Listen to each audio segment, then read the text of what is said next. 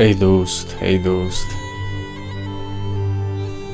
جبری تو از آن کشم که روی تو نکاست. مردم گویم بهشت خواهی یا دوست؟ ای بیخبران بهشت با دوست نکاست. پس به من گوید که کام دوست کجاست؟ کجا؟ اطراف من پر از درویه ها و خیر فهمیدید. دوست آن نیست که فقط در خرسندی پهلوت باشد. دوست آن است که وقتی مصیبت بالایت می آید باید پهلوت باشد. دوست آن است که در دشواری روی از او کمک طلب کنی. دوست آن است که خودش می آید. پس بدانید اگر دوست داشته باشید شما در توی معرکه‌اش بیشتر یا برای خوردن می روید یا برای تماشا یا برای چیزی دیگر. اما حالت تنگی، حالت یگان مصیبت این است دوست. این است که بیایم و پهلویش گویم که آن درده که تو داری من برابر تو دارم. یعنی که روز به سری همه هست. بندگی است یا چیزی دیگر در هر مصیبت یک بار روم پهلوش دلبرداریش کنم این از خاطرش نمی رود.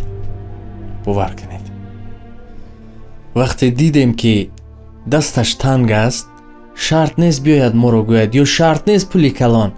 همین هر قدری که هست اگر بیاید گوید در حالت تنگیش دوستم همین قدر پول دارم یا همین قدر از دستم می آید کم هم باشد همین ها رو قبول کن.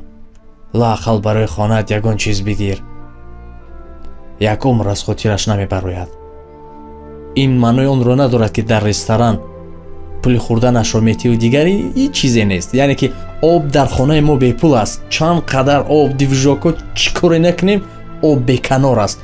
اما وقتی تشنه ماندیم در یک چول بیابان نفر یک پیاله آب تان دهد چند قدر احترام. چون که در حالت ضروری در اون حالت آب بی پول بود، پر بود اطرافمان. با این خاطر فقط در خرسندی پهلو و کنار نباشید. در هر مصیبت و دشواری ها شما باید پهلوی دوست باشید. یک پرچه بود می گفت آشنانت گر ادا شد آشنایت می رود. از نوا چون باز ماندی هم نوایت می رود. یگون رئیس شو یگون بیزنسمن شو چند قدر پهلو دوستانت هستند. خیشوی یک وی داریم که 33 دیوار اون طرفت می آید. اما اگر که همین گناه خالی شدی یا یگون چیزی دیگر مفلس شدی از پهلوت کسی نمی ماند. کسی. و این خاطر اینها رو باید جدا کنیم. در وقتهای ضروری ما باید پهلوشان باشیم و دستگیریشان کنیم. خود رو احتیاط کنید تا روزی دیگر. چند وقت بود که نوار نکرده بودیم. امروز یک لحظه فرصت شد اطرافی صحبت کردیم. خداحافظ.